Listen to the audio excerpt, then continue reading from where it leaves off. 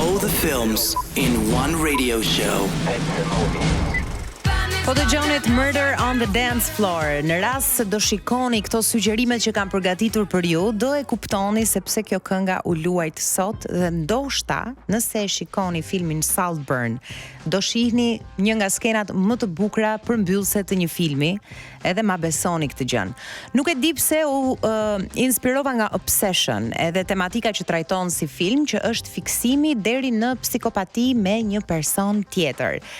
Lexova diku në rrjet, nuk e di nëse besoni, e di që disa prej jush do thoni që nga këto gocat që beson të astrologjia kjo, por më bëri përshtypje dhe më pëlqeu shumë një koment që e gjeta dhe e hasa vënde, ku shkruaj që si ka mundësi që askush që është nga shenja akrepit nuk ka shkuar të shohë filmin Obsession në kinema, dhe është mjaft e vërtet, as unë ende nuk e kam parë dhe jam një akrep. Pse? Sepse e jetojmë këtë jetë në përditshmërinë tonë, nuk kemi nevojë ta shohim të portretizuar në film.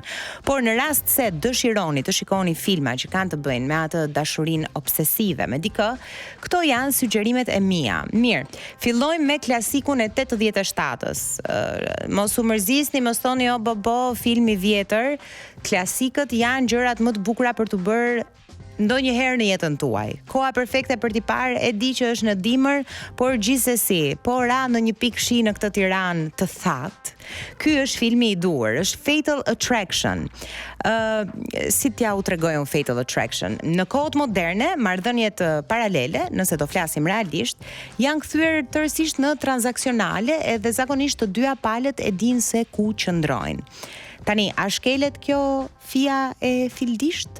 Shkelet sepse të paturit një familje ose një të dashur dhe të paturit paralelisht një të dashur të dytë, pa dashur të them atë fjalën me konotacion negativ, ka rrezikshmëri të krijojë afeksion mes dy palëve, por në shumicën e rasteve të dyja palët janë koshjente se ku qëndrojnë. Nuk është ky rasti që do shikoni në këtë film. Dan Gallagher joshet nga një e panjohur dhe paçka se ka një familje vendos të kalojë natën me të. Ajo që ne i referohemi si one night stand ose nga këto marrëdhëniet me datë skadence, nuk e di si mund ta quajmë në një one night stand në shqip, nëse më ndihmon DJ Wheezy. Kam idenë, mos është kështu një marrëdhënie 12 orarshe apo është dhe më e shkurtër se 12 orarshe, kam frikë, është 5-6 orëshe. Okej, por kjo marrëdhënie me këtë datë skadence, që ky mendoj që ishte vetëm një natë, kthehet në një përndjekje afatgjat. Ajo telefonon vazhdimisht shtëpinë e tij, edhe po flasim për 87 në shkoja që janë ato telefonat e shtëpisë që po të binte dikush te shtëpia, kush e di kush përgjigjej, mami, babi, fëmijët, gruaja. Ajo fillon i shkakton dëme makinës së tij, por ka edhe një skenë me lepur në tenxhere që unë nuk dua t'ja u zbuloj, se është më mirë ta shihni filmin vet. Saltburn është fantastik, inovativ, është estetikisht thithës, të duket sikur të glabëron. Kur e shikon, ndodh që vetvetiu trupi jot fillon afrohet tek ekrani, ose të paktën kjo ishte eksperienca ime. Nëse nuk ju pëlqejnë klasikët si Fatal Attraction, Saltburn është relativisht një film i ri, edhe ka një stil i cili që nga momenti që unë thash inovativ, është stil që nuk përsëritet shpesh në kinematografi, ndaj do ju duket sikur po shikoni diçka që s'e keni parë më përpara. Ndjek historinë e Oliver, ai është një student i thjeshtë në Oxford dhe ftohet të kalojë verën në rezidencën luksoze të mikut të tij Felix. Këtu admirimi, edhe kjo magjepsja ndaj jetës së elitës, dal nga dal kthehet në një fiksim tepër të pashëndetshëm. Duket sikur Oliver konsumohet tërësisht nga dëshira për të qenë pjesë, për ta merituar, ose për ta marrë edhe me zor atë benefitin që vjen nga jeta e të qenurit i pasur. Nëse pak më përpara ju përmenda lepurin në tenxhere, këtu do t'ju përmend pirjen e ujit të vaskës. Do thoni ju, po pse po na flet kështu si me kode kjo goca? Është grafike, po ja u them këtë skenën, aq i obsesionuar bëhet Oliver me Felixin dhe me jetën e tij, saqë pasi Felixi bën një banjo në vask, Oliveri i obsesionuar me të vendos të pi ujin e vaskës. Nuk e di kush është më keq, lepuri në tenxhere ose pirja e ujit të vaskës. Ju do thonit, po ne tham filma me obsesion të tipit që e kam shumë qef, më pëlqen shumë edhe ndoshta kaloj me makinë poshtë shtëpisë tij që ai rastësisht më shohi.